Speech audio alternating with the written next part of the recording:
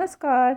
गरुड़ पुराण के भाग 4 में मृत्यु के पश्चात आत्मा की यात्रा और यमलोक के मार्ग का विस्तार से वर्णन मिलता है। इस यात्रा में वैतरणी नदी का विशेष महत्व है, जिसे पापियों के लिए अत्यंत भयानक बताया गया है। तो आइए इन दोनों विषयों पर विस्तार से चर्चा करते हैं। यमलोक का मार्ग। गरुड़ पुराण के अनुसार मृत्यु के बाद आत्मा को यमलोक की यात्रा करनी होती है।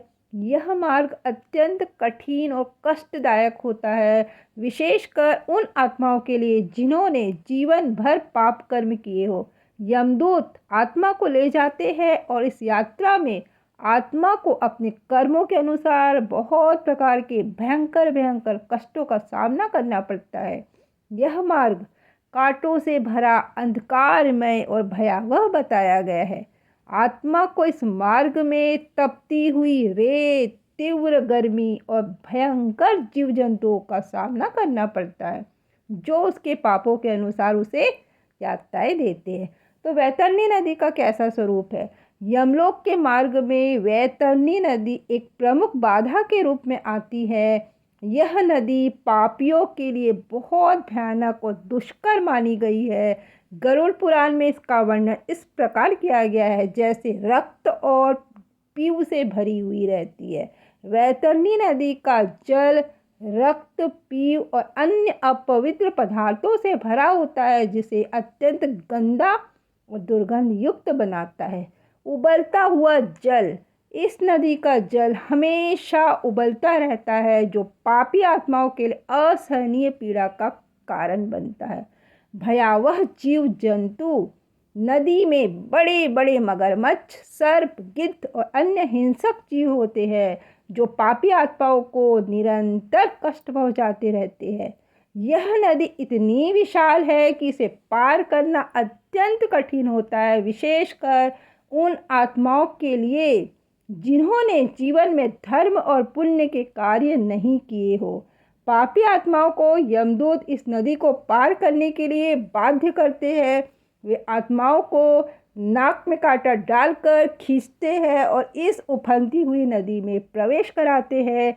आत्माएं इस दौरान अत्यंत कष्ट और पीड़ा का अनुभव करती है और अपने पापों के लिए पछताती है। और पुण्यात्माओं के लिए वैतरणी नदी कैसी होती है? जो व्यक्ति जीवन में सत्कर्म, दान, पुण्य और धर्म का पालन करते हैं, तो उनके लिए वैतरणी नदी इतनी भयानक नहीं होती।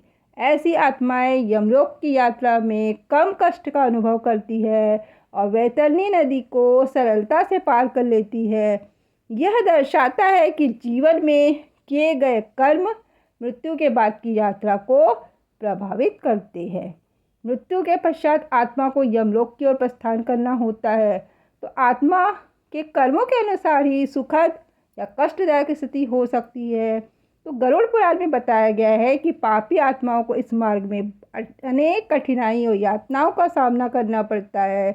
इसलिए मनुष्य को हमेशा अच्छे कर्म करने चाहिए, जिससे उसको मरने के बाद भी ज़्यादा तकलीफ न हो। एक और है पुष्पोदक नदी। पुष्पोदका नदी यमलोक के मार्ग में स्थित दूसरी नदी है, जिसका जल निर्मल और शांत होता है।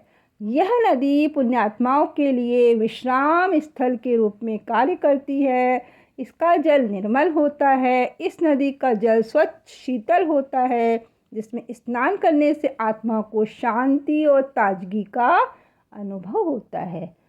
पुण्यात्माएं इस नदी के तट पर विश्राम करती है, जिससे उनकी यमलोक की यात्रा सरल और सुखद हो जाती है। तो जो व्यक्ति जीवन में सत्कर्म, दान, पुण्य और धर्म का पालन करते हैं, तो उनके लिए पुष्पोदका नदी एक सुखद अनुभव प्रदान करती है। तो यह दर्शाता है कि जीवन में किए गए कर्म मृत्यु के बाद की यात्रा को प्रभावित करते हैं। पुण्य और पाप का प्रभाव।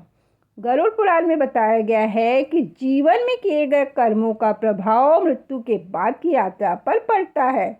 तो पुण्य कर्म से क्या होता है? तो जो व्यक्ति जीवन में सत्य, अहिंसा, दान, सेवा और धर्म का पालन करते हैं, तो उन्हें यमलोक की यात्रा में कम कष्ट का सामना करना पड़ता है। वे पुष्पोदका नदी में स्नान कर ताजगी और शांति अनुभव करते हैं और वैतरणी नदी को भी आसानी से पार कर लेते हैं। और जो व्यक्ति जीवन में झूठ, हिंसा, चोरी, व्यभिचार और अन्य पाप कर्म करते हैं तो उन्हें यमलोक की यात्रा में अत्यधिक कष्ट सहना पड़ता है। वे वैतरणी नदी की भयावहता का बहुत ज़्यादा सामना करते हैं और विभिन्न प्रकार के कष्ट यातनाओं से गुजरते हैं। तो निष्कर्ष क्या है? गरुड़ पुराण में वर्णित यमलोक की यात्रा, वैतरणी और पुष्पोदका नदियों का विवरण हमें यह सिखाता है कि हमारे जीवन के कर्म मृत्यु के बाद की यात्रा को निर्धारित करते हैं।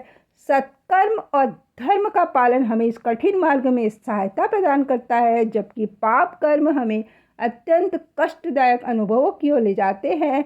अतः हमें अपने जीवन में सदैव अच्छे कर्म करने का प्रयास करना चाहिए ताकि मृत्यु के पश्चात की यात्रा सुगम हो सके। धन्यवाद। और वीडियो को पूरा देखने के लिए आप सभी का तहे दिल से शुक्रिया।